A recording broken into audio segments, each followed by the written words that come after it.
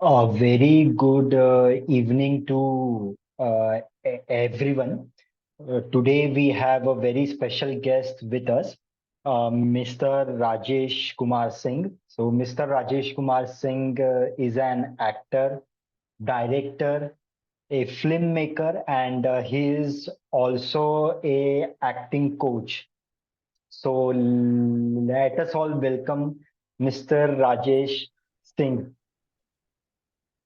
Mm, very good evening sir.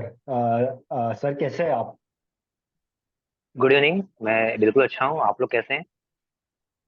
बस मैं बस हम सब भी एकदम बढ़िया है। अ, जी जी। हाँ हाँ हाँ हाँ जी सर, आप कुछ बोल रहे थे। हाँ, मैं ये कह रहा हूँ कि आज यहाँ पे मुझे बहुत खुशी हो रही है कि मैं दोबारा से टीसा के किसी मीटिंग में आया हूँ। ऑनलाइन मीटिंग में आया हूँ, तो आज मुझे बहुत अच्छा लग रहा है अपने साथियों से मिलके, और खासकर जो हमारे जैसे स्टेमर लोग हैं उन लोगों के सामने अपनी बात रखने का या उनसे बात करने का मुझे एक चांस मिल रहा है। इस बात की खुशी है मुझे। सर सर जी एंड हमको भी काफी अच्छा लग रहा है कि आप तीसा के इस गपशप मंच पे आए। सो जी we all are very excited for this. जी जी जी। तो सर लाइक आपने आपकी स्टैमरिंग लाइक कौन कौन से साल से आपने नोटिस किया था? लाइक मेरी आप। स्टैमरिंग जो है ये आई थिंक 2007 के आसपास से स्टार्ट हुई थी। और स्टैमरिंग मुझे वैसे थी नहीं, बहुत ही नॉमिनल सा मुझे इश्यू था। ठीक है, नॉमिनल सा इश्यू था। और बात उसमें यह था कि मैं एक गांव में गया था। उस गांव में क्या था कि कुछ लोगों ने, मतलब मैं जो नॉमिनल था स्टैमर करता था उसको लेकर उन लोगों ने मुझे टीज करना स्टार्ट किया। और जिस वजह से क्या हुआ कि मेरे माइंड में वो चीज़ बैठ गई, क्या नहीं मैं यार, मैं स्टैमर हूँ और मुझे ऐसी ऐसी प्रॉब्लम है। तो उसके बाद से क्या हुआ कि मेरा, जब भी मैं कुछ बोलने जाता था तो मेरा फोकस जो है ना, वो मेरे इस बात पे आता था कि अब मैं कोई वर्ड अगर बोलने वाला हूँ तो मैं डेफिनेटली मैं उसमें अटकूंगा। तो ऐसी कुछ प्रॉब्लम्स आ गई थी। और धीरे धीरे क्या है कि अब वो स्टैमरिंग का रूप उसने ले लिया। तो इस बात, तो उस समय से ये स्टार्ट है। ओके। एंड एंड ऐसा क्या आपके लाइफ में इंसिडेंट हो गया था कि आपको समझ गया था कि अभी आपने एंटरटेनमेंट फील्ड में ही आपका करियर बनाना है? जाना तो बचपन से ही चाहता था एंटरटेनमेंट फील्ड में। बचपन से मुझे एमटीवी ये सब देखने के बहुत मुझे शौक थे। मैं पहले पहले तो मैं वीजे बनना चाहता था। मैं जब किसी वीजे को देखता था तो मुझे बहुत अच्छा लगता था। मैं चाहता था कि यार मैं कैसे एंटर करूं, हालांकि उस टाइम पे इंटरनेट तो था नहीं। हम्म। तो कैसे कांटेक्ट करें, क्या करें, उसको मतलब सीखना था। ये आई थिंक 2005 एंड 6 की बात है। बट जैसे ही मैं मतलब थोड़ा बहुत मैं आई थिंक उस टाइम पे 9 या 8 या 9 स्टैंडर्ड में था उस टाइम पे।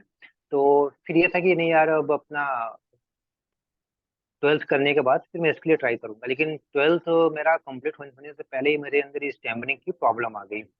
और उससे फिर ये दिक्कत आ गई कि अब जो फील्ड में मैं जो काम करना चाहता हूँ उसमें अब ये दिक्कत है कि सबसे इम्पोर्टेंट चीज़ है उसमें मेरा कम्युनिकेशन। जब मेरा कम्युनिकेशन ही अच्छा नहीं रहेगा तो मैं कैसे करूंगा, क्या करूंगा। तो फिर वहां से फिर क्या हुआ कि मैं धीरे धीरे, मतलब होप जो है वो जाने लगा। तो मैं फिर अपना अपना मैं लग गया। फिर मैं अपने पढ़ाई के साथ में उसके बाद ये सब कुछ ना ग्रेजुएशन वगैरह में करने लगा। बट अंदर से कहीं ना कहीं ये चीज था कि नहीं यार, मुझे करना तो है। अगर एक इस लाइफ में अगर मैं ये नहीं कर पाया तो फिर मैं, मतलब उसका बहुत बड़ा रिग्रेट होगा मुझे। तो फिर ये 2014 की बात है। 2014 की बात है। हमारे शहर, बेसिकली मैं हूँ बनारस से, मैं हूँ बनारस हम्म। में मैं रहता हूँ। और मैं इस टाइम पे मैं मुंबई में रहता हूँ। तो बनारस में हमारे यहाँ एक संस्था है, नागी नाटक मंडली। उसमें क्या होता है कि हर साल समर वेकेशन में वहाँ पे एक्टिंग के वर्कशॉप वहाँ पे चलाए जाते हैं। तो मैं पिछले 6-7 साल से ट्राई कर रहा था यार अब करना है करना है करना है, बट अब क्योंकि मुझे अब अभिनय फील्ड में अगर जाना है और मुझे स्टैमरिंग की प्रॉब्लम है, तो मैं कैसे एक्टिंग कर पाऊंगा। बट फिर भी लास्ट में एक बार हिम्मत करके मैं गया वहाँ पे और वर्कशॉप को ज्वाइन किया।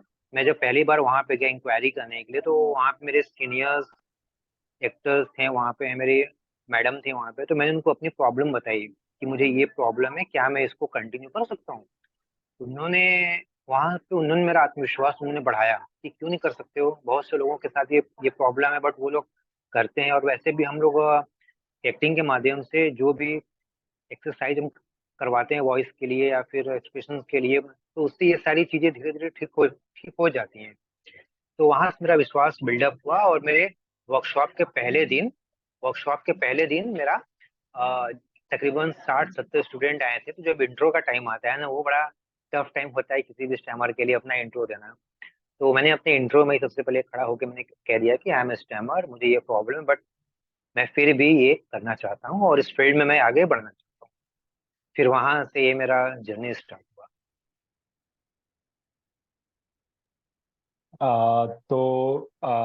तो आपका सबसे पहला नाटक बोलो या फिर जो सबसे पहला प्रोजेक्ट था वो कौन सा था? एंड वो प्रोजेक्ट में आपको क्या चैलेंजेस आए? चैलेंजेस इन द सेंस कि जब मैंने अपना पहला नाटक मैं जब कर रहा था, अब स्टेज पे क्या होता है कि बहुत बड़ा स्टेज रहता है, वहां पे रिटेक नहीं होता है कैमरे की तरह। वहां पे हमें क्या होता है कि एक बार में ही अपने डायलॉग मुझे बोलने होते हैं। ऑडियंस आपके सामने लाइव ऑडियंस बैठी रहती है, 1,000-1,500 ऑडियंस रहती है। तो क्योंकि जो मेरे इंस्ट्रक्टर थे आ, वो थे एनएसडी से, नेशनल स्कूल ऑफ ड्रामा से।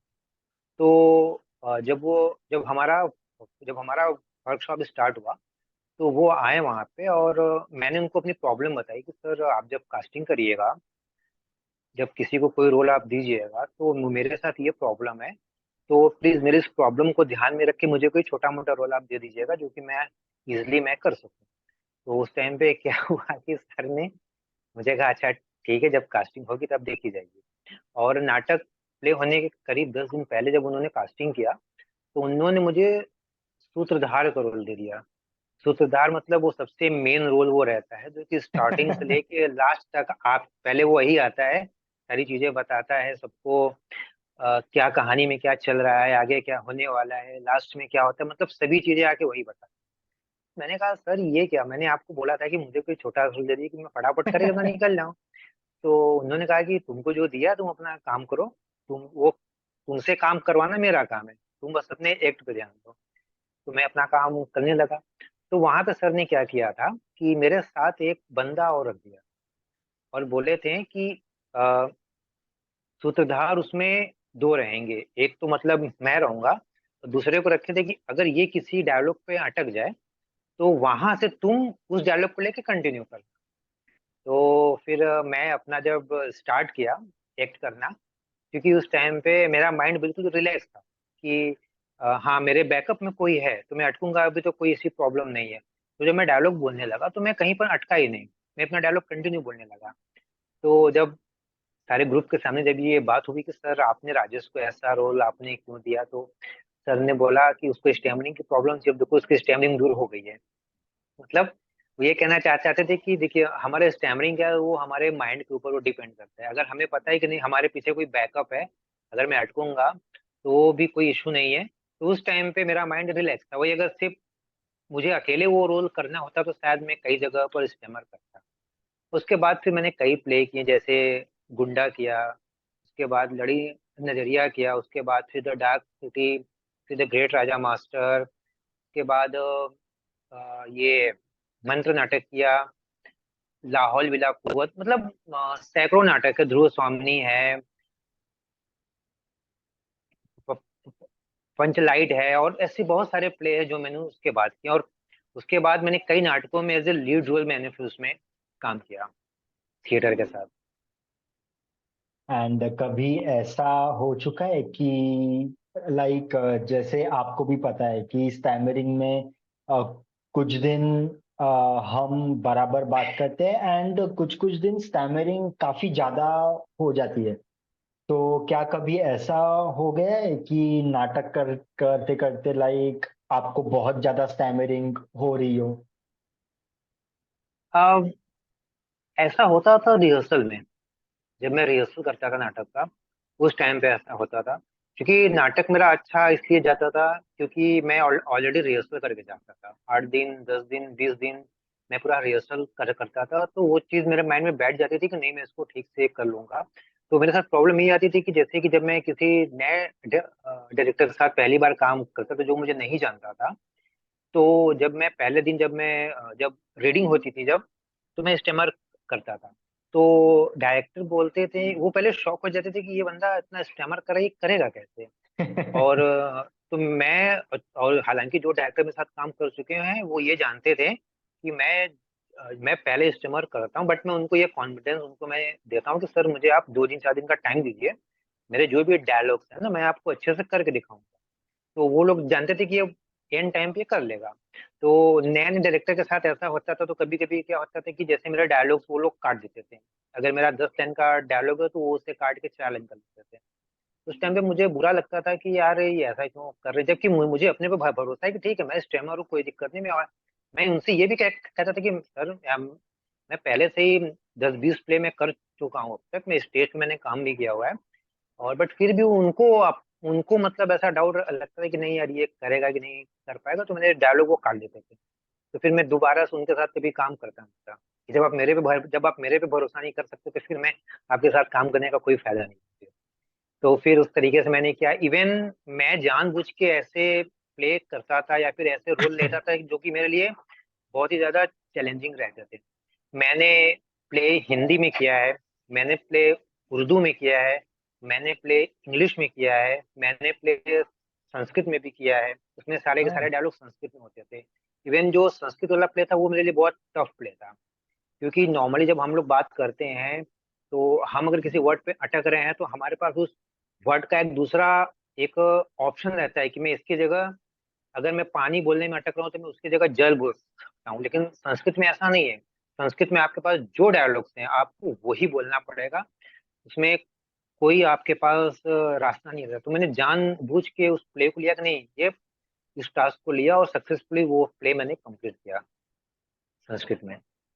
वाह। एंड आपने नाटक कितने सालों तक लाइक आपने कंटिन्यू रखा था? मैं कंटिन्यू अगर देखा जाए तो मैंने नाटक वैसे कंटिन्यू देखा जाए तो मैंने 2018 तक कंटिन्यू नाटक किए हैं। तकरीबन 30 से 40 नाटक मैंने किए। उसके बाद 20 फिर ये कोरोना आ गया। फिर कोरोना के बाद मैंने फिर 4 5 नाटक फिर मैंने कंटिन्यू किए एज एन एक्टर। फिर उसके बाद चूंकि पहले मैं सिर्फ एक्टिंग करता था तो मेरे पास उस टाइम पे उतना ज्यादा काम नहीं रहता था, इसलिए मैं कई सारे प्लेस करता था। उसके बाद देखिए मेरा काम जब बढ़ने लगा, जब मैं डायरेक्शन में आया, और तो उसमें मुझे एक्टिंग से ज्यादा जो मेरा फोकस है वो डायरेक्शन पे जाने लगा। फिर उसके बाद film making, ad film, short films, इन सब में जाने के बाद फिर मेरे पास टाइम नहीं रहता था कि मैं प्ले कर सकूं। हालांकि मैं डायरेक्ट में करवाता हूँ मैं प्ले। और और आपको मैं एक चीज और बता दूं कि मैंने स्टैमरिंग को ठीक करने के लिए मैंने स्ट्रीट प्ले का मैंने सहारा लिया। स्ट्रीट प्ले आप जानते हैं कि वो नुक्कड़ नाटक होता है। हम्म। मैं अब तक तकरीबन 1,000 नुक्कड़ नाटक में कर चुका हूँ अब तक। बाप रे। उससे ये होता है कि हमें ऑडियंस के बीच में बात करने में या बोलने में जो हमारी जो झिझक रहती है वो दूर होती है उससे। तो मैं अभी भी मैं बात कर रहा हूँ, मैं हर साल कम से कम 100 नुक्कड़ नाटक तो मैं करता ही करता हूँ, ताकि जो मेरा एक प्रैक्टिस है पब्लिक के बीच में बोलने की वो मेरा ठीक रहे। वाओ। एंड का आपने काफी बॉलीवुड मूवीज में भी आप काम कर चुके हैं। जी तो हाँ फिर जी हाँ वो जी। डायरेक्शन के पहले था या फिर जब आपने नहीं वो डायरेक्शन डायरेक्शन के चालू किया? पहले था। डायरेक्शन के पहले अच्छा। था। अच्छा। डायरेक्शन के पहले था। एंड आपको कब ऐसा फीलिंग आई कि अभी बॉलीवुड में जाना है? अरे वो बचपन से ही था कि मुझे अच्छा। जाना ही है। मुझे बस रास्ते नहीं मिल रहे थे मुझे।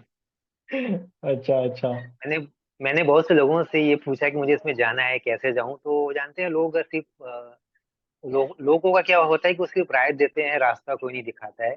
तो मैंने हम्म। खुद से रास्ते बनाए अपने लिए, कैसे कर सकते हैं, क्या कर सकते हैं, क्योंकि मुंबई आने के बाद एक तो मेरे लिए बहुत ज्यादा यहाँ पे टफ था। मैं यहाँ पे ऑडिशन देने जाता था, तो जाहिर सी बात है कि मुझसे बहुत बेटर बेटर लोग यहाँ पे रहते हैं, और मुझसे बहुत ज्यादा बेटर बेटर लोग अभी भी यहाँ पे स्ट्रगल कर रहे हैं। तो उन लोगों के बीच में अपना जगह बनाना ये मेरे लिए बहुत टफ काम था। तो फिर हालांकि यहाँ पे आने के बाद भी मैंने कई प्रोजेक्ट किए। मैंने यहाँ पे थिएटर प्ले किया मैंने यहाँ पे। और उसके बाद फिर जैसे कि मुझे एक फिल्म मिली थी, आप लोग उनको जानते होंगे, अनूप जलोटा को। हम्म। वो प्रोड्यूसर थे, उनकी एक फिल्म आई थी अभी जस्ट लास्ट ईयर आई थी। फिल्म का नाम था करतूत। उसमें मेरा एक रोल था उसमें। और वो फिल्म सिनेमा हॉल में लगी थी। तो मेरी जो इच्छा थी कि अपने आप को एक बड़े पर्दे पर देखना है, तो उस फिल्म के माध्यम से वो मेरा सपना पूरा हुआ। उस फिल्म में मेरा ये था कि मैं उसमें एक लड़की होती है जो कि रियल लाइफ में मिथुन चक्रवर्ती की वो बहू है। हाँ, वो उस फिल्म में थी। तो मेरा काम था उनको, मैं अपने दोस्तों के साथ मैं उनको बैठ के छेड़ता हूँ। फिर हीरो आता है, उसके साथ मेरे काफी लंबे मेरे कन्वर्सेशंस होते हैं। तो वो सीन एक अच्छा खासा मतलब सीन था उस फिल्म में। तो वो करके मुझे पहली बार अपने आप को मैंने इतने लंबे टाइम तक स्क्रीन पर देखा। उसके अलावा पहले भी मैंने कई सारी फिल्मों में छोटे मोटे मेरे सीन आते रहते थे जब मैं थिएटर करता था। जैसे मैं एक सीरियल आता था महाकुंभ, उस सीरियल को मैंने किया था। महाकुंभ सीरियल में मेरा छोटा सा रोल था। और उस टाइम में मैं कॉलेज में था। और उसमें वाह। वो मेरे लाइफ का सबसे पहला ही सीरियल था। वो मेरे लाइफ का सबसे पहला ही सीरियल था। और मेरा उसमें सीन जो है वो टीवी पर बहुत अच्छे खासे ढंग से दिखाया गया काफी टाइम तक। तो उससे मुझे क्या हुआ कि मेरे आसपास, मेरे कॉलोनी में, मेरे सोसाइटी में, या फिर मेरे कॉलेज में, सभी जगह पे मैं थोड़ा सा फेमस हो गया। कॉलेज जाता था तो लोग कहते थे यार मैंने तुझे टीवी पे देखा, ये है वो है। तो ये सारी चीजें मुझे मतलब बहुत अच्छी लगती थी कि यार कल तक मैं सोचता था कि यार कैसे मैं उस पे जाऊं कैसे, और आज मैं अपने आप को उस पे देख रहा हूँ। और फिर उसके बाद फिर फिल्म मैंने एक फिल्म आया था किस्सेबाज। वो मेरी पहली फिल्म थी जिसमें मैंने काम किया था। उसमें मेरा कोई डायलॉग नहीं था। उसमें मैं आया, उसके बाद फिर मिर्जापुर 2 आया। उसके बाद फिर ऐसे ही करके मैं कोई ना कोई फिल्म में करता ही रहता हूँ। अभी रिसेंटली मैंने एक फिल्म किया था, फिल्म का नाम है परदेसिया। वो फिल्म का अभी पोस्ट प्रोडक्शन का काम अभी चालू है, और हो सकता है कि इस साल या अगले साल तक वो फिल्म फ्लोर पर आ जाए। वाह। और एंड इसके आप। अलावा मेरा अपना खुद का अपना यूट्यूब चैनल भी है जिसपे कि मैं शॉर्ट फिल्म खुद से बना के डालता हूँ। मुझे शौक रहता है, और बेसिकली मैं खास करके स्टार्टिंग तो मैंने किया था कॉमेडी वाइन्स बनाने से, क्योंकि मेरे कॉमेडी में काफी मेरा इंटरेस्ट था। तो उसके बाद फिर मैं सीरियस टॉपिक पे मैं लगा फिल्म बनाने। जैसे कि बहुत सारे ऐसे टॉपिक है। आप, मेरे चैनल का नाम है यूनिवर्सल डूअर्स। आप जब सर्च करेंगे तो उस पे आप, वो मेरा इंस्टाग्राम आईडी पे है। आप उस पे जब जाएंगे तो आप देखेंगे कि मैं क्या क्या उस पे काम मैंने किया हुआ है, शॉर्ट फिल्म वगैरह। बेसिकली मैं सोशल इश्यूज पर ही मैं बनाता हूँ। और इसके अलावा मैं एड फिल्म्स बनाता हूँ। और और साथ ही साथ इवेंट भी मैं करवाता हूँ। मैं कई सारे इवेंट्स जैसे लाइव कंसर्ट हुआ, फैशन शो हुआ, या फिर ये इस टाइप के इवेंट्स में करवाता भी रहता हूँ। आपके एक फेमस सिंगर हैं, आप जानते होंगे, अखिल नाम है उनका। अखिल, जो इन्होंने ख्वाब सॉन्ग गाया था, तो उन्होंने लखनऊ में अपना लाइव कंसर्ट कराया था। तो उस इवेंट का मैनेजमेंट मैं देख रहा था। और उसके बाद फिर एक फैशन शो हुआ था। उस फैशन शो में जो हमारी बॉलीवुड की एक्ट्रेस है अदिति रोहितकर, वो एज ए जज आई थी। और अमन वर्मा, जो कि आप बहुत टीवी के बहुत जाने माने कलाकार हैं, तो वो उसमें एज ए होस्ट आए थे। तो उस इवेंट की मैनेजमेंट टीम में भी मैं था वहाँ पे। और अभी रिसेंटली अजय देवगन आए थे लखनऊ में अपने फिल्म भोला के प्रमोशन के लिए। तो उस तो उस प्रमोशनल इवेंट के मैनेजमेंट टीम में भी मैं था वहाँ पे। तो आपने जैसे बताया कि आप अभी डायरेक्शन भी करते हो। जी, तो फिर आपने डायरेक्शन कब स्टार्ट किया? मेरा एज ए डायरेक्शन डायरेक्शन का जो मेरा पहला प्रोजेक्ट था वो मैंने किया था 2018 लास्ट दिसंबर में ओके। मैंने किया था पहला प्रोजेक्ट। मतलब वो बॉलीवुड की फिल्म थी। उसका नाम था मेहंदी। और मेरे पहले ही फिल्म में जो मैं मतलब उसमें असिस्टेंट डायरेक्टर था। तो मेरी पहली फिल्म में मुझे गजेंद्र चौहान और दीपक शिर्के जैसे आर्टिस्टों के साथ काम करने का मुझे मुझे मौका मिला। आप लोग गजेंद्र चौहान को आप लोग जानते होंगे, महाभारत में आप उनको देखा है। और साथ ही साथ दीपक शिर्के हैं वो, जो कि पहले एक फिल्म आती थी 15 अगस्त पे थी, तिरंगा। उसमें जो गेंडा स्वामी का जो रोल करते थे उनका नाम है दीपक शिर्के। आपने उन्हें कई सारी फिल्मों में आपने देखा होगा। जी जी। तो पहली बार मुझे उनके साथ ही काम करने का चांस मिला, वो मेरे लिए बहुत बड़ी बात थी। डायरेक्शन टीम में उनके साथ समय बिताना, उनके साथ उनको बताना कि आपको क्या एक्ट है, आपको कैसे करना है, आपकी सीन क्या है, आपके डायलॉग्स क्या है, आपके कॉस्ट्यूम क्या रहेंगे। उनके साथ ये सारी चीजें बात करना, उनके साथ समय बिताना, तो वहां मुझे बहुत कुछ सीखने को मिला उनसे। और फिर उसके बाद मैंने कई फिल्मों में मैंने एज एन एडी मैंने काम किया। जैसे कि उसके बाद एक मेरी फिल्म आपको आपको मिलेगी पॉकेट फिल्म पे। आप यूट्यूब पे जाके सर्च करेंगे, मोमिता। वो एक क्राइम थ्रिलर शॉर्ट फिल्म थी, उस पे फिर मैंने एज एन एडी काम किया था। उसके बाद फिर एक मेरे डायरेक्टर, उनका नाम है आकाश राठौर, जो कि राम गोपाल वर्मा के एसोसिएट डायरेक्टर है। वो उन्होंने अपनी एक फिल्म बनाई है, फिल्म का नाम है रंगीन। उसमें उसमें विजय राज जैसे बहुत अच्छे अच्छे कलाकार उन्होंने उसमें काम किया हुआ है। तो उस फिल्म में भी मैं एज एन एडी मैंने काम किया। उसके बाद फिर एक फिल्म और आई थी। फिल्म का एक और फिल्म मैंने उसके बाद फिर की, फिल्म का नाम था तुम तक। उसके बाद अभी 10 दिन के बाद मैं अभी जा रहा हूँ नैनीताल शूट करने के लिए। और फिलहाल अभी मैं उसी के काम में बिजी था, बस इंटरव्यू के लिए मैंने आपके लिए आप लोगों से बात करने के लिए मैंने टाइम निकाला।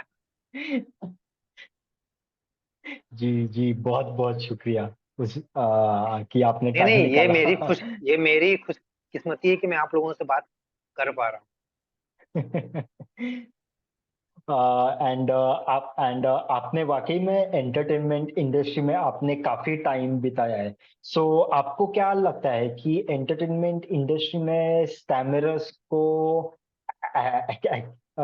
एक्सेप्ट किया जाता है? हूँ। देखिए, इस टाइम पे क्या है कि इस टाइम पे हमारे पास ना इतने सारे रास्ते हैं। पहले क्या था कि सिर्फ एक टीवी रहता था और एक फिल्म रहता था। अभी हम्म। क्या है कि हमारे पास बहुत सारे ऑप्शन हैं।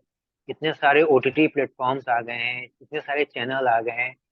इतने आप कुछ नहीं तो अगर आपके पास टैलेंट है तो आप यूट्यूब पे अपना वीडियो आप डाल सकते हैं। क्योंकि मैं बताऊं, मुझे जो मेरा पहला फिल्म मिला था वो मेरे यूट्यूब वीडियो के माध्यम से ही मुझे मिला था।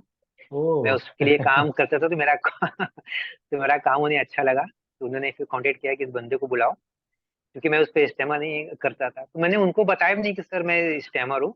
मैं जब अपना शूट कंप्लीट कर लिया तब मैंने उनको कहा कि मैं स्टेमर हूँ। तो फिर ऐसे करके मुझे काम मिला। तो आज के टाइम पे स्टेमर, अगर ये मैटर नहीं करता कि आप स्टेमर हो या नहीं है, अगर आपके अंदर कोई हुनर है बॉलीवुड में आने के लिए या फिर एंटरटेनमेंट इंडस्ट्री में आने के लिए, तो आपको बस थोड़ी सी हिम्मत दिखाने की जरूरत है। प्रैक्टिस करिए, कोशिश करिए।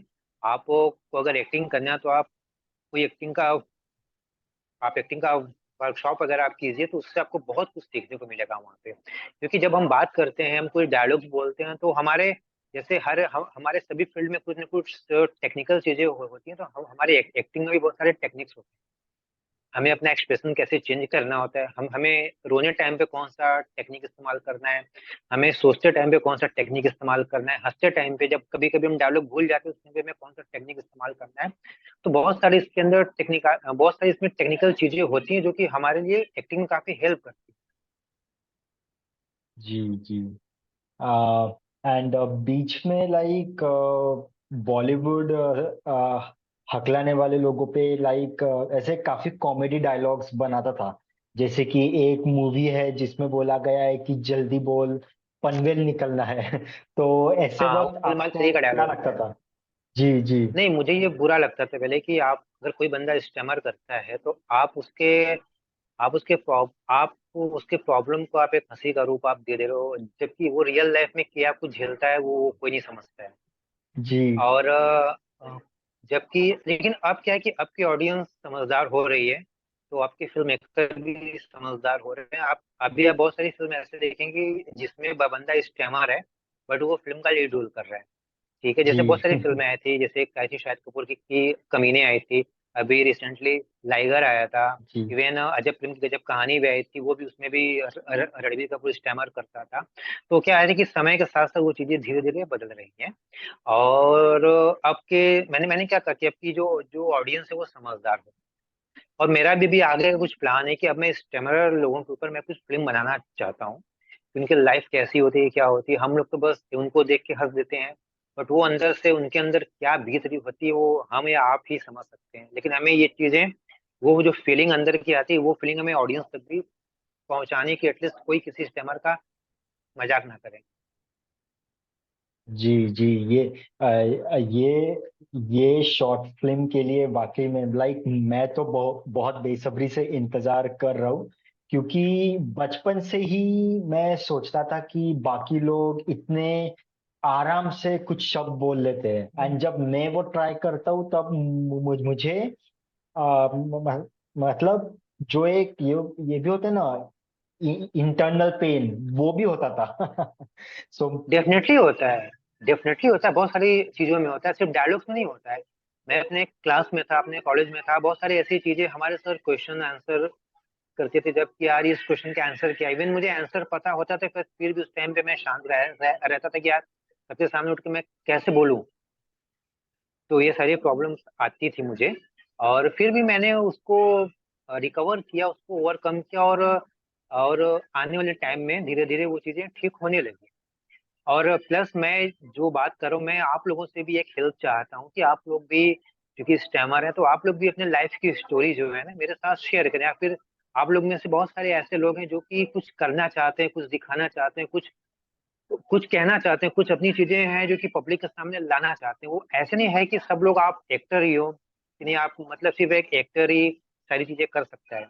हो सकता है कि आपके मन में कोई थॉट चल रही हो कि यार अगर अगर मैं इसको मैं कैसे स्क्रीन पर ला सकता हूँ। आपके अंदर कोई कहानी हो, कोई ऐसी चीजें आपके साथ हुई हो, या फिर आपके साथ कोई ऐसी स्टोरी हो कि जो आप चाहते हैं कि अगर इसको क्रिएट किया जाए तो एक ये अच्छी कहानी बन सकती है, और ये लोगों को बहुत कुछ सिखा सकती है। क्योंकि मैं अगर सोचूंगा तो एक मैं सिर्फ अपने दिमाग से मैं सोचूंगा, लेकिन आप लोग साथ देंगे तो एक दिमाग मेरा 10 दिमाग हो जाएगा। तो 10 जगह से और कई सारे वहां से लोगों की राय आते हैं, तो कहीं ना कहीं और चीजें बेटर ही निकल के सामने आएंगे। और खासकर ऐसे लोग जो कि सेम प्रॉब्लम को फेस करते हैं, तो तो वो लोग और बेटर ढंग से अपना एक्सपीरियंस बता सकते हैं। जी जी जी। And I I I guess कि अगर आप आपका मेल आईडी अगर आप ये कमेंट में डाल दे, तो फिर बाकी लोग उनके जो एक्सपीरियंस है वो फिर आपको मेल कर सकेंगे फिर। श्योर, मैं डाल दूंगा, मेल में मैं डाल दूंगा, कमेंट में आप मुझे ईमेल करिएगा। कोई भी ऐसा स्टोरी रहे आपके पास में, ताकि मैं उस, क्योंकि मैं भी कुछ करना चाहता हूँ खास करके अपने साथियों के लिए स्टैमर करने के लिए, जो लोग स्टैमरिंग करते हैं भाई उनके लिए। क्योंकि ये सिर्फ हम लोगों के ये बीच की बात है कि यार हम लोग जानते हैं क्या चीजें कैसी होती है, लेकिन हमें ये चीजें ऑडियंस तक भी पहुंचानी है। जी जी। डेफिनेटली मैं शेयर करूंगा, और आप लोग मुझे अपने एक्सपीरियंस आप लोग मेरे साथ शेयर करिएगा। जरूर जरूर। एंड जैसे कि आपने अब तक बताया कि आपको बचपन से ही एंटरटेनमेंट फील्ड में जाना था, आपको रास्ता बिल्कुल नहीं पता था, बस आपकी जेद थी कि आपको कैसे ना कैसे भी करके एंटरटेनमेंट फील्ड में जाना है। तब एंड आपके साथ ये ऐसा कौन सा एक एक्सपीरियंस था जब मतलब जब आपको रियलाइज हो गया था कि मैंने एंटरटेनमेंट इंडस्ट्री को काफी डीपली पेनिट्रेट कर दिया हूँ। नहीं नहीं, मैं ऐसा नहीं लगता है कि मैंने काफी उसको डीपली अभी कुछ किया हुआ है, क्योंकि मैं अभी भी यही मानता हूँ कि मैं अभी बस सीख रहा हूँ। मैं अभी बस सीख रहा हूँ, बस एक छोटा सा अपना मैं काम कर रहा हूँ, और मुझसे बहुत बड़े बड़े लोग हैं जो कि इसमें काम कर रहे हैं, वो लोग काफी अंदर तक जाके काम कर रहे हैं। मेरा तो बस एक छोटा सा शुरुआत है। बट हाँ, सफर, एक कहते हैं नहीं कि लंबे सफर की शुरुआत एक छोटे कदम से होती है, तो बस वो है मेरा अभी पहला कदम है। आने अभी तो फिलहाल मैं अभी तो मैं शॉर्ट फिल्म्स, अभी मैं जो खुद से करता हूँ, मैं शॉर्ट फिल्म्स बनाता हूँ, एड फिल्म्स बनाता हूँ।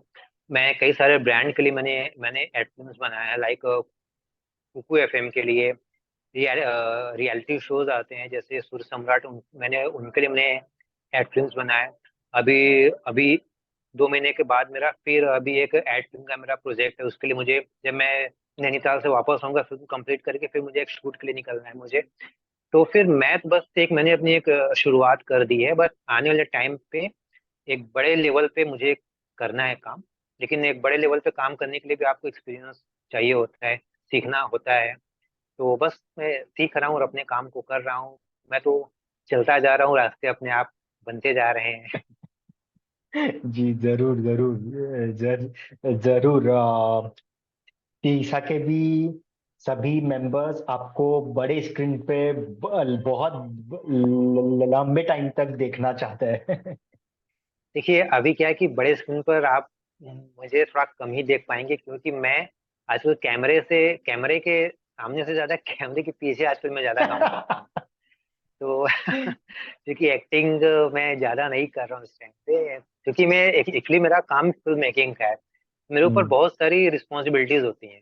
ठीक है, जी सेट पर क्या हो रहा है, हाँ मेरी चीजें आई कि नहीं, मेरे प्रॉप्स आई कि नहीं, मेरे आर्टिस्ट रेडी हुए कि नहीं। तो मुझे बहुत सारी चीजें वहां पे देखनी होती है। अगर मैं खुद मेकअप करा के कॉस्ट्यूम पहन के एक्टर बन जाऊंगा, तो फिर उन लोगों को, फिर वहां पे और सारी चीजें जो है कि वो अच्छे से मेंटेन नहीं हो पाएंगे वहां पे। लेकिन हाँ, इन फ्यूचर अगर कोई मुझे डायरेक्ट करेगा, अगर जिसमें मुझे कोई, मेरे ऊपर कोई रिस्पॉन्सिबिलिटी नहीं रहेगी, सिर्फ एक्टिंग करना रहेगा, तो उस टाइम पे आप मुझे देख सकते हैं। देखिए मेरे अंदर मैं अपनी बात नहीं करूँ, मैं आपकी भी बात करूँ, कि अगर आपके अंदर इच्छा है कि मैं कुछ करना चाहता हूँ, तो आप ये मत सोचिए कि आपको बड़ी स्क्रीन मिलेगी या बड़ा कैमरा मिलेगा या फिर आपको बड़े कोई प्लेटफॉर्म में मिलेगा तभी आप काम कर पाएंगे। अगर आपके अंदर टैलेंट है, आपके पास कोई स्टोरी है, कोई कहानी है, आप छोटे से रील से भी अपना करियर का स्टार्ट आप कर सकते हैं। मैं तो जब स्टार्टिंग में, मैं तो सिर्फ फोन से मैं वीडियोस बनाता था, अपने कॉमेडी वीडियो में लिखता भी खुद से था, एडिट भी मैं फोन से करता था, एक्टिंग भी खुद करता था उसमें, और फिर उसको यूट्यूब पे डालता था मैं। अभी भी मेरे पास अगर मेरा इच्छा किया कि नहीं मुझे कोई शॉर्ट फिल्म बनानी है, अगर मेरे पास टाइम है, तो मेरे पास कैमरा हो ना हो, कुछ हो जाने हो, मैं फोन से ही बना दूंगा, लेकिन मैं बना दूंगा। क्योंकि मैटर ये नहीं करता कि आपके पास क्या है, कि आपके पास बड़ा स्क्रीन है, छोटा स्क्रीन है, या फिर आपके पास सिर्फ फोन है। आपका फोन भी बहुत काम करता है। आप अगर आपके कंटेंट में दम है तो लोग देखेंगे ही देखेंगे। ठीक है, जब कच्चा बादाम जब हिट हो सकता है, तो आप लोग तो फिर भी पक्के बादाम है। जी जरूर जरूर जरूर। एंड ये फिल्म मेकिंग में भी लाइक काफी सारे काम होते हैं, जैसे कि बिल्कुल डायलॉग्स बिल्कुल होते बनाना, हैं, बिल्कुल। है ना? तो फिर इन सब कामों में आपको सबसे इंटरेस्टिंग काम कौन सा लगता है? देखिए सबसे इंटरेस्टिंग काम तो मैं बता दूंगा, मुझे सबसे जो बोरिंग काम लगता है मैं पहले आपको वो बताता हूँ। जी। सबसे बोरिंग मुझे लगता है स्क्रिप्ट लिखना। मैं लिखने के मामले में बहुत आलसी हूँ, इसलिए मैं ज्यादातर कंटेंट में सिर्फ आइडिया लिख के रखता हूँ, और अपने सिर्फ बड़ी मुश्किल से मैं डायलॉग ही लिख पाता हूँ, स्क्रीन प्ले भी मैंने जल्दी बनाता।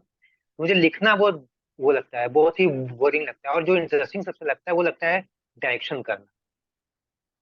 ओके। डायरेक्शन करना मुझे बहुत अच्छा लगता है, कि मुझे चीजें कैसी चाहिए, क्या चाहिए। और इसके अलावा एक फिल्म मेकिंग में बहुत सारी चीजें होती हैं। स्क्रिप्ट स्क्रिप्ट होता है, स्क्रिप्ट राइटिंग होती है, में कैमरा ऑपरेटर होता है, लाइटिंग होती है उसके अंदर, उसके बाद मेकअप होता है, कॉस्ट्यूम होता है, उसके बाद आपका एक बंदा जो कि पूरे प्रोडक्शन को मैनेज करता है। उसके बाद आपके बहुत सारे हेल्पर रहते हैं उसमें, साउंड वाले भी रहते हैं। ठीक है, उसके बाद फिर जब फिल्म कंप्लीट हो जाती है, तो उसके फिर पोस्ट प्रोडक्शन में जब उसकी एडिटिंग होती है, उस टाइम पे भी काफी ज्यादा टाइम देना होता है, कि भाई कौन सा शॉट अच्छा है, उस शॉट को उसमें रखो। फिर उसकी मिक्सिंग की जाती है, कलर करेक्शन, डीआई, बहुत सारी चीजें उसमें। जब एक फिल्म आपके पास आती है ना, उसमें बहुत हार्ड वर्क और बहुत मेहनत करके उसको बनाया जाता है। जी, लाइक मैं सोच भी नहीं सकता कि फिल्म मेकिंग में कितना कुछ, लाइक कितना पेशेंस, कितनी ताकत लगती होगी। और सबसे पहली बात मैं एक चीज और बना दूं कि अगर किसी को ये लगता हो फिल्म मेकिंग को लोग सिर्फ ये देख रहे हो कि ये एंटरटेनमेंट की इंडस्ट्री है, ग्लैमर को आप देख रहे हैं, तो मैं इसकी रियलिटी आपको बता दूं, ये इतना इजी नहीं होता है। आप 9 to 5 की नौकरी करते हैं वो इजी है, क्योंकि आप गए 8 घंटे काम करके आ गए। फिल्म मेकिंग में आपका 8 घंटा होता है नहीं, इसमें शिफ्ट होती है 12 से 12, मतलब 12 घंटे की होती है शिफ्ट। चाहे आप 9 बजे आएंगे तो रात को 9 बजे तक करना है, वो आपकी शिफ्ट होती है। आपको आना पड़ता है 1 घंटा पहले, जाने को पड़ेगा आपको 1 घंटे के बाद। तो पर डे आपको शूटिंग के टाइम पे 15 से 16 घंटे कम से कम आपको टाइम देना होता है। बाप रे। इतना हार्ड वर्क होता है। कभी कभी तो मेरे साथ ऐसा भी हुआ है कि मैं मतलब 22-22 घंटे तक मैं सेट पर रहा हूँ, काम किया हूँ। तो इतना ज्यादा ये टफ काम होता है, इतना इजी नहीं होता है। इवन पूरे मैं टीम की बात कर रहा हूँ, एक्टर को लेकर के या फिर सभी टीम को लेकर के। अभी मैं रिसेंटली उल्लू के लिए एक वेब सीरीज कर रहा था। तो उसमें क्या था कि उसमें वो उनका शेड्यूल बहुत टाइट रहता है। तो हम हमारे पास लास्ट का डे बचा था, और काम बहुत ज्यादा। हम लोग सुबह 7 बजे सेट पे पहुंचे थे, और रात को 2 बजे तक हम लोग का शूट चल रहा था। तो बाप आप रे। मान के चलो कि 22-21 घंटे तक कंटिन्यू वहाँ पे। और उसके अंदर एक चीज और है कि आपके अंदर वो एनर्जी जो सुबह 7 बजे रहती है, वो रात के 12 बजे भी आपकी वो एनर्जी रहनी चाहिए। क्योंकि शूटिंग में क्या होता है कि भाई वो कोई नाटक तो नहीं है कि एक सीरियल वाइज वो अपना चल रहा है।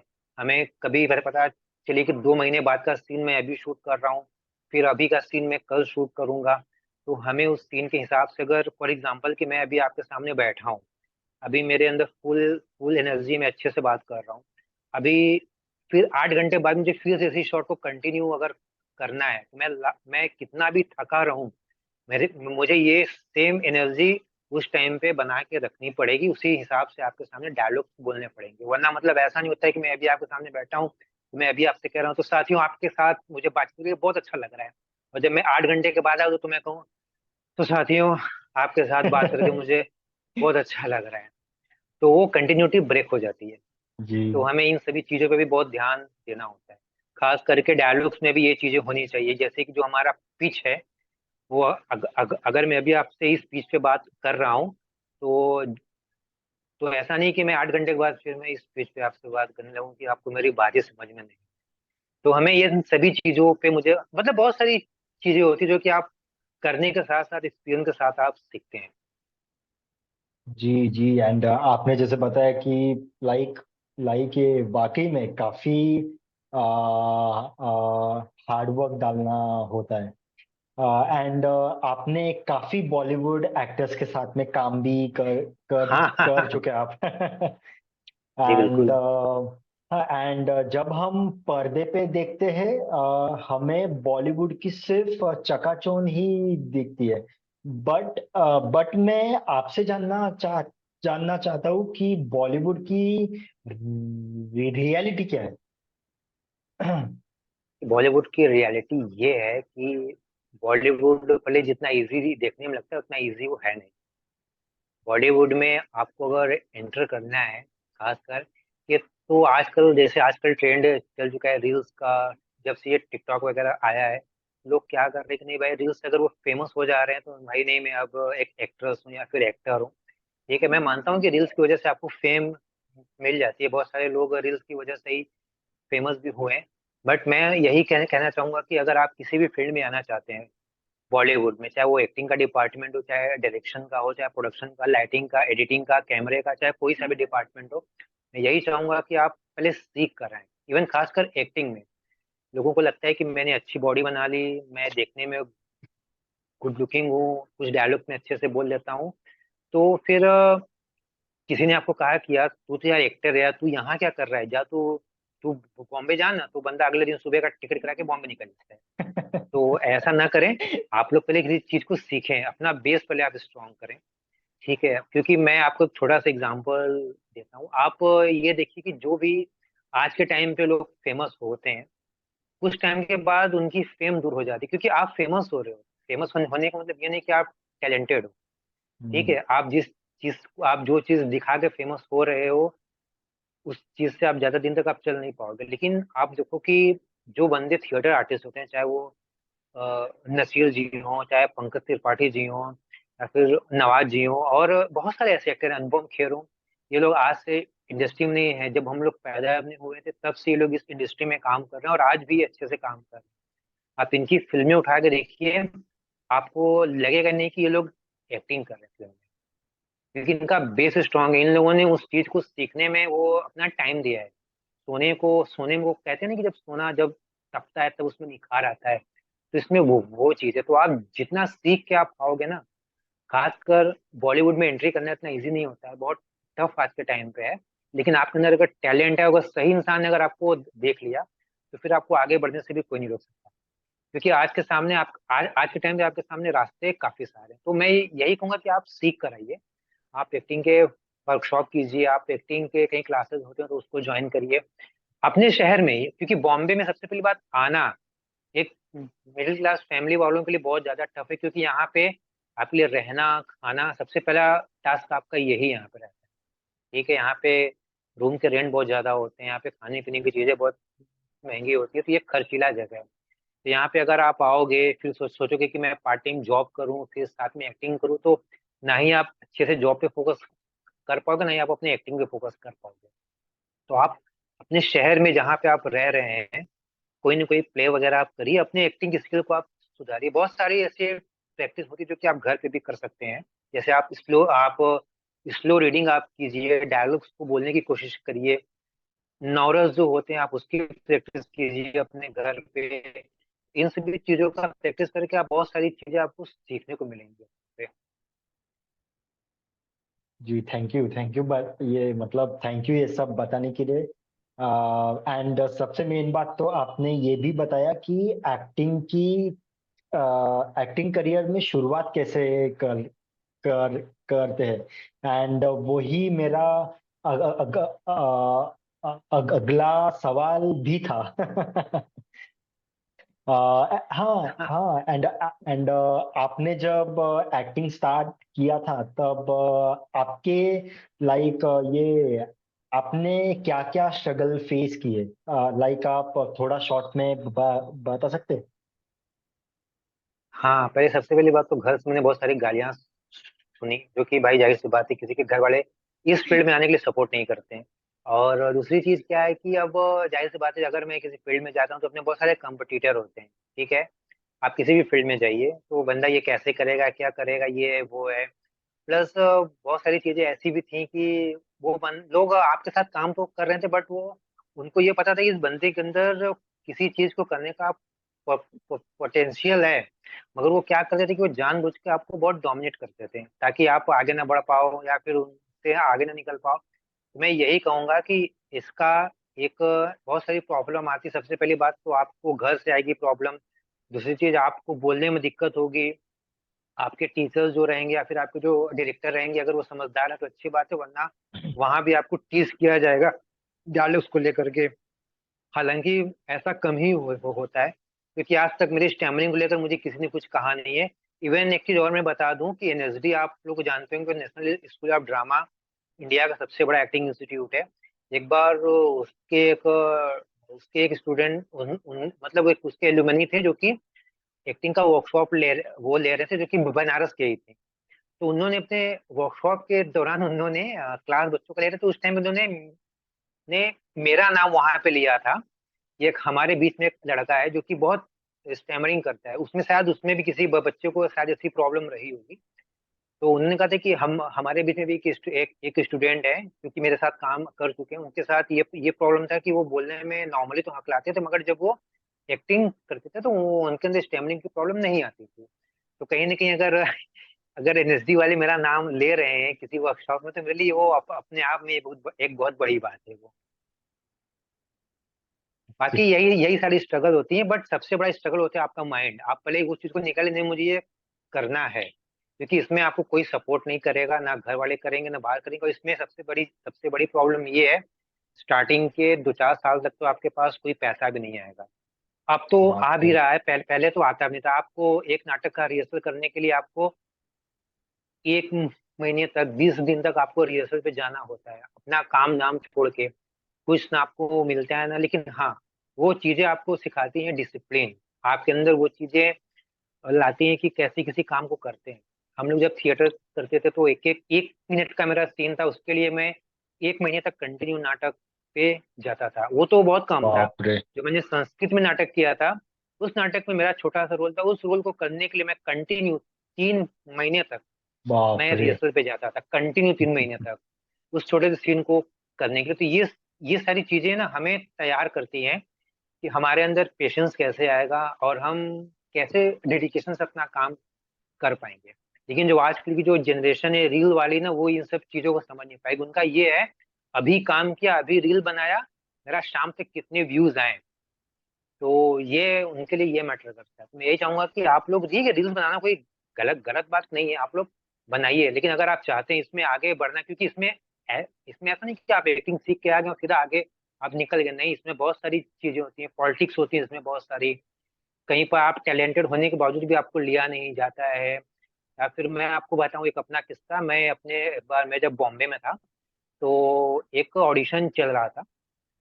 तो मेरे एक जो मेरा रूममेट था, उसने मुझसे ये कहा, नहीं, उसको उसको मैंने कहा कि यार एक एक मतलब ऑडिशन है, मैं सोच रहा हूँ जाके दे दूँ ऑडिशन, वो लोग उसमें वो मेरे रोल के हिसाब से अच्छा है। तो बोले वो मतलब बेकार है, उसमें जाने का फायदा नहीं है, कोई वो लोग ऐसे खाली फोकट में बेचते हैं ऐसे। तो फिर आधे घंटे बाद क्या हुआ कि वो अपना निकल गया। फिर मेरा दिल किया कि यार फालतू बैठने से अच्छा है एटलीस्ट जाकर देखूं, अच्छा या बुरा जो भी होगा देखा जाएगा।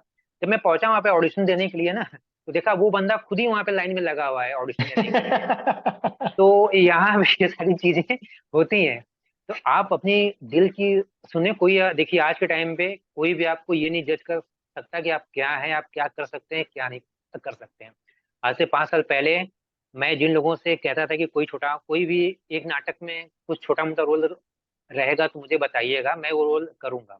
क्योंकि उस टाइम पे मेरे लिए यही बड़ी बात थी कि यार कोई अपने नाटक में छोटा सा रोल दे रहा है, वही बहुत बड़ी बात है मेरे लिए। मगर आज के टाइम पे वही लोग मेरे साथ काम कर चुके हैं, वो उस पिक्चर में वो छोटा मोटा रोल करते हैं और मैं उस फिल्म के डायरेक्शन टीम में रहता हूँ। आज उनका मुझे कॉल आता है कि सर कुछ मेरे मेरे लिए काम हो तो मुझे बताइए। वाओ।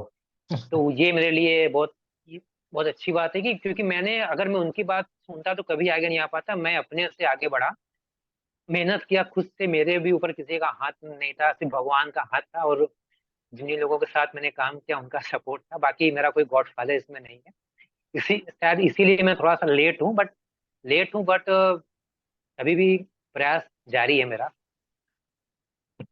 वाओ, लाइक आपका स्ट्रगल लाइक वाकई में बहुत मतलब जो बोलते ना कि लाइक मैं ये सोच भी नहीं पा रहा हूँ कि आपने क्या क्या दिन देखे होगे, क्योंकि जैसे आपने बताया कि एक्टिंग लाइन में या फिर एंटरटेनमेंट लाइन में आपको 4-5 साल के बाद पैसे आना चालू होते हैं। सो फिर मतलब जो जो आपने देखा वो, या फिर जो जो आपने स्ट्रगल फेस किया वो, वो सिर्फ आपको ही पता है।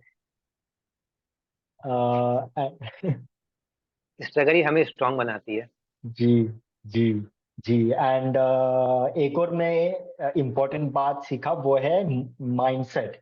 एंड कोई भी आपकी जो है कि मतलब कोई भी आपके लिए कोई स्टैंडर्ड सेट नहीं कर सकता है। सिर्फ हम ही लोगों ने खुद का स्टैंडर्ड सेट करना है। हम्म। तो मुझे एंड अगर जैसे कभी ऐसा चांस मिला तो मैं चाहूंगा कि एक ऐसा ऐसा वर्कशॉप कंडक्ट करूं जो कि मेरे स्टैमरिंग फ्रेंड्स के लिए रहे, जो आप लोगों के लिए रहे, ताकि उसमें आप एक्टिंग तो हर कोई आपको सिखा देगा, लेकिन एज ए स्टैमर इस फील्ड में आपको क्या क्या फेस करना होता है।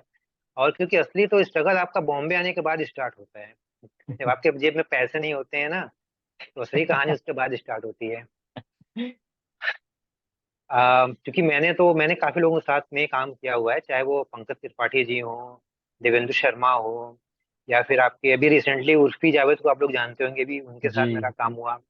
उनके बाद गजेंद्र चौहान, जयदीप अहलावत, मतलब बहुत सारे नाम हैं जिन जिन लोगों को मैंने काफी लोगों के साथ में, चाहे वो वरुण धवन हो, सभी के साथ मुझे वाह। कुछ ना कुछ काम करने का मुझे चांस मिला। तो फिर बचपन से इच्छा थी कि कभी मैं अपने फेवरेट स्टार को सामने से देखूं। तो मैंने, चाहे वो सलमान खान हो, या फिर अक्षय कुमार, रोहित शेट्टी, अ, रेमो डिसूजा, अ, नोरा नोरा फतेही, आपकी ये श्रद्धा कपूर, मतलब बहुत सारे नाम है, किन किन के मैं नाम आपको बताऊं। तो ये एक सबके साथ चांस मिला मिलने का, उनके साथ बात करने का, उनके साथ काम वाह। करने का, तो ये मेरे लिए बहुत अच्छी बात थी। एंड सर, आपने कभी ये साई पल्लवी के साथ में काम किया है? नहीं नहीं, उनके साथ मुझे भी काम करने का चांस नहीं मिला है, बट आई होप कि आगे के भी चांस मिले। सर, हाँ, ये एंड सर, आपको जब भी चांस मिले ना सर, प्लीज, ठीक है, ये सर है ना, प्लीज, ये एक बार मुझको भी बता दीजिएगा। क्योंकि क्यों अरे क्यों नहीं, क्यों क्यों नहीं, क्योंकि बिल्कुल। क्योंकि सर, साई पल्लवी मेरी फेवरेट, ये फेवरेट, एक्ट्रेस है आपकी। हाँ। जी। जी, तो फिर मुझे शायद लगा कि ये आप कहेंगे आपके कि मेरे। उर्फी जावेद आपकी फेवरेट एक्ट्रेस है। नहीं, नहीं, नहीं। नहीं, नहीं। नहीं, जब मैंने उर्फी जावेद के साथ अपना फोटो डाला तो बहुत सारे लोग उसके फैन निकले, वो बोले यार ये तो मेरी फैन, ये यार ये तो मेरी फेवरेट एक्ट्रेस है यार, इससे मुझे बात करा दो, इससे मेरे साथ एक बार मिलवा दो। तो मैंने कहा यार तुम लोग।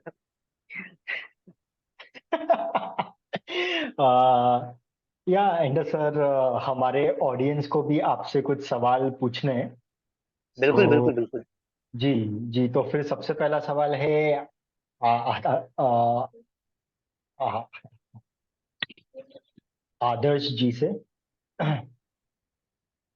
बताएं आदर्श जी।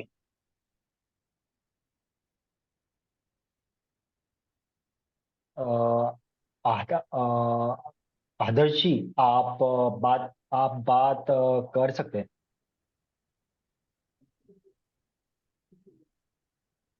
अम, हेलो सर, कैसे हैं आप?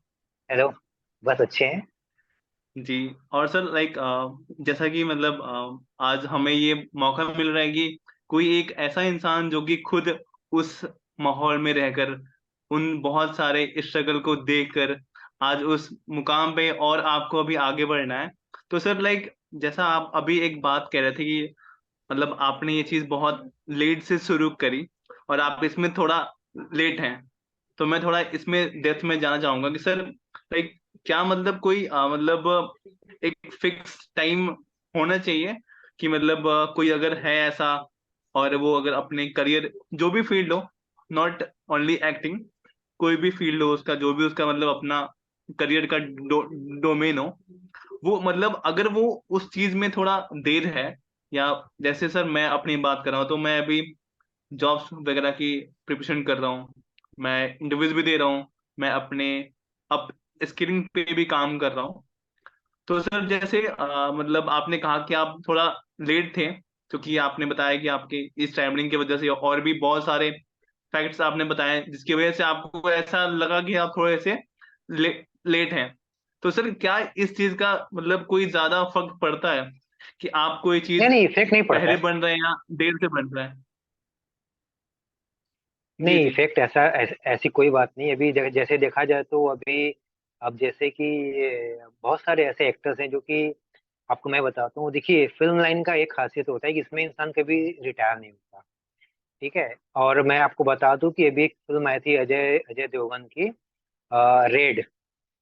उस पिक्चर में जो उनकी जो उसमें एक दादी का रोल वो कर रही थी, उन्होंने आई थिंक 85 ईयर्स के अराउंड में उन्होंने अपना डेब्यू किया। तो अब वो उतना लेट तो किसी का नहीं है। तो लेट इन द सेंस में ये कहना चाह रहा हूँ, जेन्युइन सी बात, कि अगर आप किसी भी फील्ड में आप जाना चाहते हैं, क्योंकि आपका टाइम जो है, अब तो इंटरनेट आ गया है, सारी की सारी जानकारी आपके पास 2 मिनट में आ जाती है। हमारे टाइम पे इतनी सारी जानकारी थी नहीं।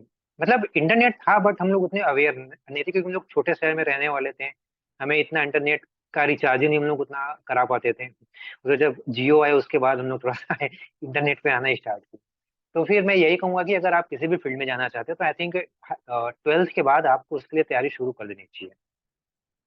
मैं आपको एक चीज और बता दूं, मैं अपने लाइफ में मैंने मैं एक्चुअली एक थोड़ा सा मैं एक पागलपन हमेशा मेरे अंदर रहता है कि मैं जानबूझ के वही चीज चूज करता हूँ जो कि मेरे लिए एक्चुअली टफ होता है। जब मैंने अपना ग्रेजुएशन किया, फर्स्ट टाइम मैंने अपना एंट्रेंस एग्जाम दिया, तो उस टाइम पे मैंने बीए के लिए अप्लाई किया। तो मुझे लगा कि यार उसमें मेरा निकल भी गया, मैं दो कॉलेज से भरा था, दोनों दोनों कॉलेज में मेरा निकल गया। फिर मैंने सोचा कि मैं बीए करके क्या करूंगा, मुझे आगे क्या करना है, तो मैं उस साल छोड़ दिया। फिर उसके अगले साल मैंने फिर मास कम्युनिकेशन के लिए मैंने अप्लाई किया उस कोर्स के लिए, तो उसमें भी मेरा हो गया। तो मैंने फिर उसके वहाँ फिर मैंने मास कम्युनिकेशन का मैंने कोर्स किया। उसके बाद मैं एक दो प्रेस में मैं एज ए रिपोर्टर भी मैंने काम किया। तो मुझे अच्छा लगता था लोगों का इंटरव्यूज लेना। तो कहीं ना कहीं वो मेरा भी एक मेरे मेरे ना सपने बहुत सारे थे, मुझे उनको पूरा करना है। लेकिन आपसे मैंने क्या कहा कि वो एक नहीं तो एक ज्वालामुखी अंदर काफी टाइम तक चीजें रखते रखते कभी न कभी वो फूट ही जाता है। तो मेरे अंदर वो चीज थी कि नहीं यार, अब जो होगा देखा जाएगा, या तो करूंगा या तो गिरूंगा। एटलीस्ट मुझे आज के 60 साल के बाद मुझे ये रिग्रेट नहीं चाहिए कि यार एटलीस्ट मैंने कोशिश नहीं की।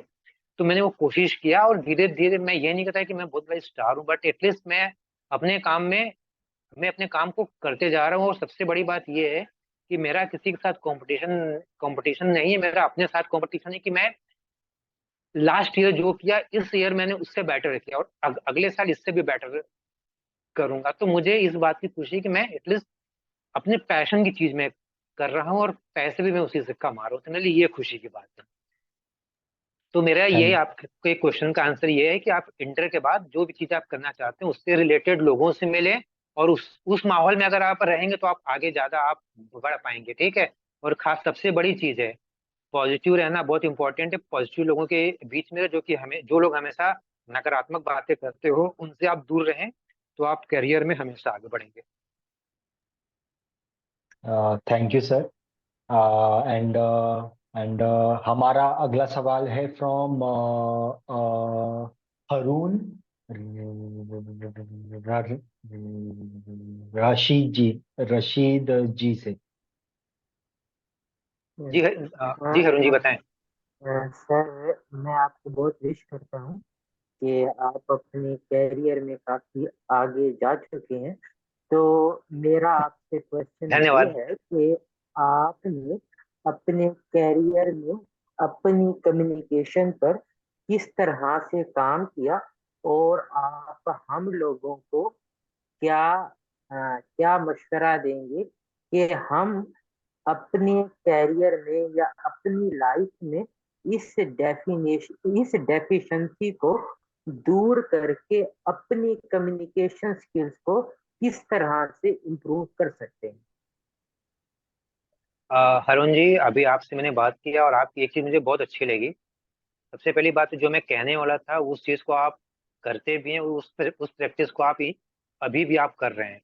सबसे इम्पोर्टेंट चीज है जो मैं करता हूँ वो स्लो रीडिंग। जैसे अभी आपने मुझसे बात की, आप बहुत स्लो बात कर रहे थे। स्लो बात करने का फायदा ये होता है कि आप बिना अटके अपनी बात को आप बोल बोल सकते हैं, और आपके दिमाग को ये मैसेज जाता है कि मैं अकलाता नहीं हूँ। तो सबसे पहली चीज है स्लो रीडिंग आप करें। स्लो रीडिंग बहुत काम करता है, बहुत हेल्प करता है। सेकेंड चीज ये है कि आप लाउड बोलें। लाउड बोलें जैसे कि अब आप घर में लाउड अगर आप बात, क्योंकि मैं तो थिएटर से हूँ तो मैं थिएटर में लाउड बोलता हूँ तो वहां पे तो चल जाता है। लेकिन अगर आप अपने घर में लाउड बात करेंगे या फिर लाउड से कोई बात बोलेंगे तो दिक्कत आएगी। तो मैं घर में क्या करता था कि मैं गाना लगा देता था तेज वॉल्यूम पे, फिर मैं वहां पे लाउड में बोलता था, तो कोई सुनता था कोई नहीं सुनता था, तो वो मैटर नहीं करता। फिर उसके बाद टंग ट्विस्टर बहुत काम करता है इसमें आपके लिए, ठीक है। टंग ट्विस्टर बहुत इसमें मायने रखते हैं, इसको आप करेंगे। और इन तीन चीज को आप एटलीस्ट 1 महीने तक कंटिन्यू करेंगे तो आप ऑटोमेटिक देखेंगे कि इसमें आपको बहुत सारा सुधार आपको देखने को मिलेगा। और पहली बात तो ये कि पहले आपको बोलना है कि उस पर आप ध्यान दीजिए। उसके बाद होता है हमारा डिक्शन। डिक्शन बहुत इंपॉर्टेंट होता है। वो इसको ठीक करने के बाद इसके बाद का चीज है। डिक्शन में ये होता है कि जैसे कि हम लोग बोलते हैं शादी बोलते हैं, जबकि वो शादी होता है, ठीक है।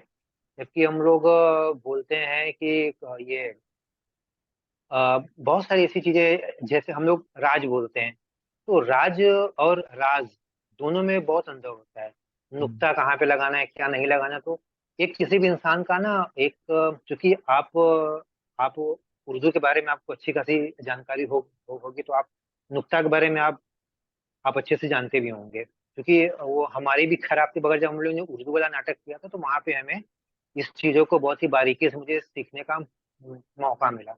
तो क्या है कि अगर आप अपने डिक्शन पे ध्यान देंगे और इन तीनों चीजों की आप प्रैक्टिस करेंगे ना, तो ऑटोमेटिक आपकी कम्युनिकेशन स्किल आपकी अच्छी हो जाएगी। और एक चीज और इसमें है, जो मैंने किया था, मैं क्या करता था कि मुझे इंग्लिश मेरी खास अच्छी नहीं है, बट मैं कोशिश करता था, मुझे बोलने का बहुत शौक था।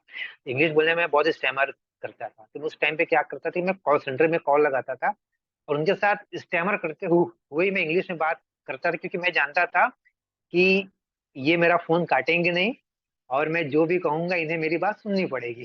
ऐसे में रैंडमली किसी पर्सन को कॉल करूंगा, वो हो गया अबे चल फोन रख।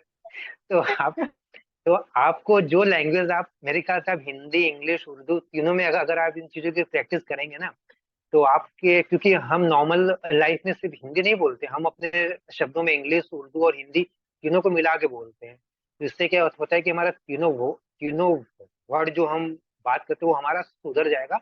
और प्रैक्टिस करने के लिए मैंने आपको कही दिया कि भाई कॉल सेंटर पे आप बात करिए, क्योंकि हम फोन पे नॉर्मल नॉर्मल लाइफ के मुकाबले हम लोग फोन पे ज्यादा इस्तेमाल करते हैं, तो वहां से हमारी स्टैमरिंग भी कंट्रोल हो वहां पे होगी।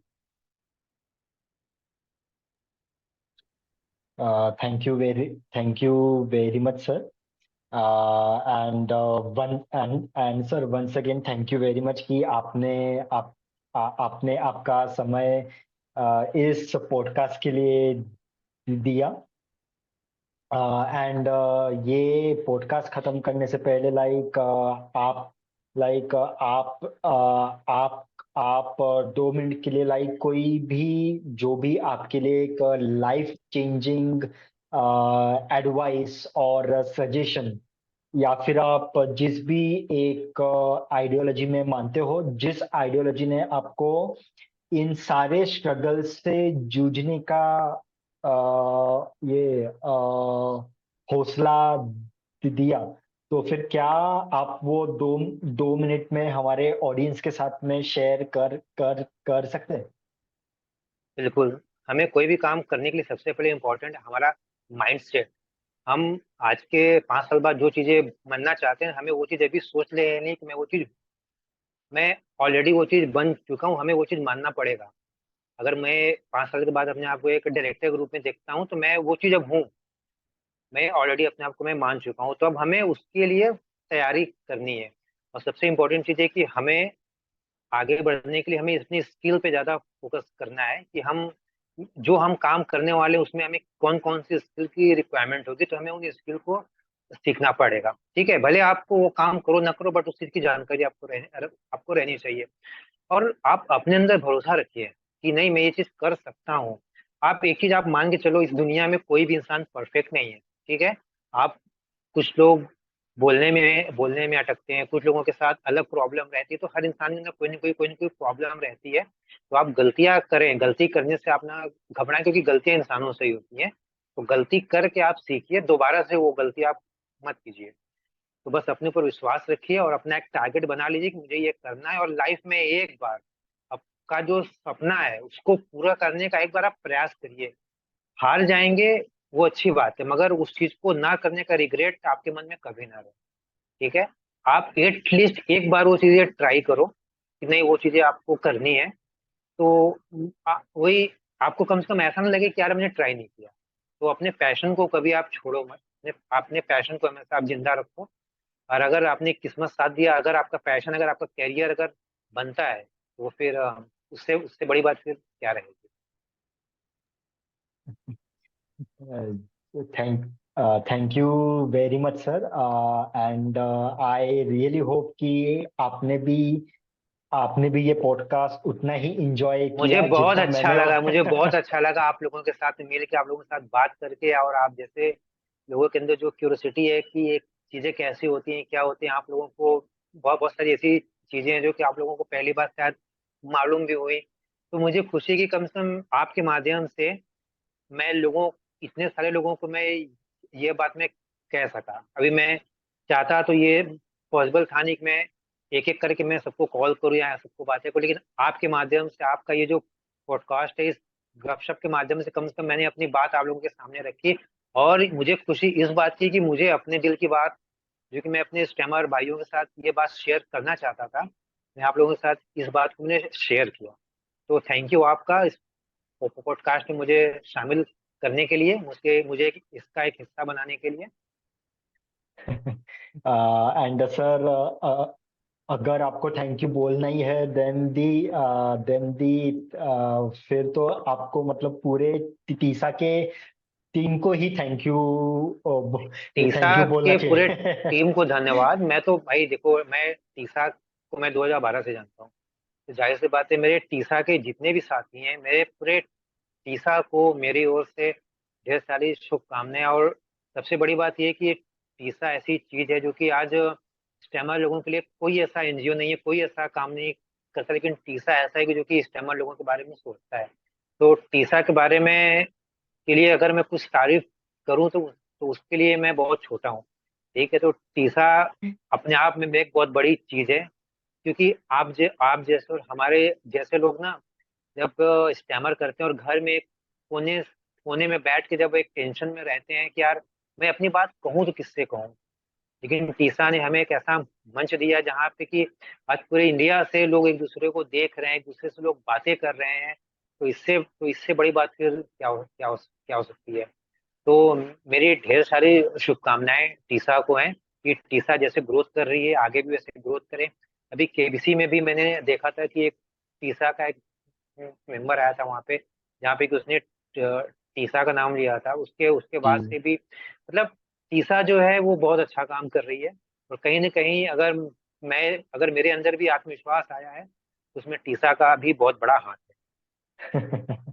Great great, more power to Tissa.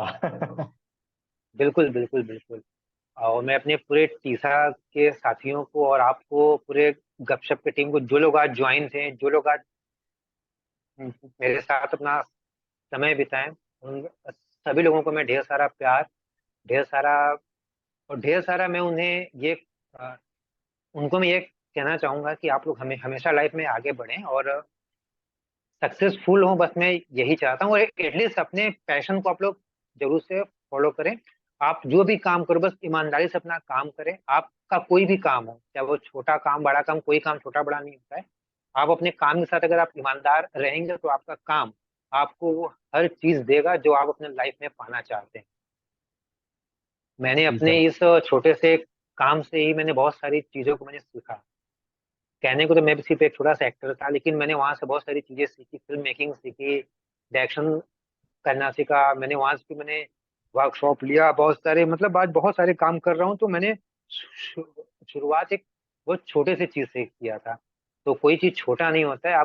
आपको बस अगर आपके अंदर अगर वो सीखने का जुनून है, करने का हौसला है, तो आप अपने लाइफ में कोई भी काम आप कर सकते thank you sir, thank you very much, thank you हैं। Very thank you much so sir. Much, my best wishes to all of you and it was nice to meeting to you all. Thank you. Thank you sir. और मैं एक बता दूं कि अभी मेरे society में आरती हो रही है गणपति जी की। तो मैं आप लोगों से इजाजत चाहूंगा। जी जी जी सर। और आप सभी लोगों को मेरी ओर से गणपति की ढेर सारी शुभकामनाएं। Ganpati Bappa Morya. Morya. Thank you sir. Thank you, thank you. Bye bye. Bye bye.